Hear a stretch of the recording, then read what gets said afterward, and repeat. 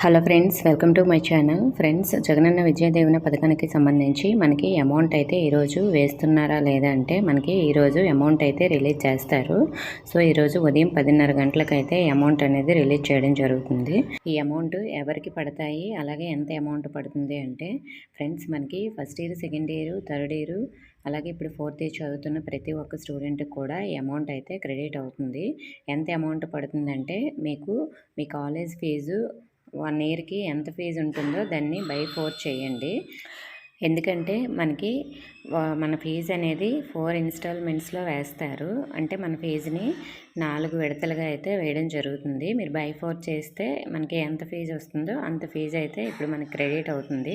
October, December త్రైమాసికానికి సంబంధించి మనకి amount అయితే రిలీజ్ చేయబోతున్నారు. సో ఓన్లీ ఫస్ట్ ఇన్‌స్టాల్‌మెంట్ మాత్రమే క్రెడిట్ అవుతుంది.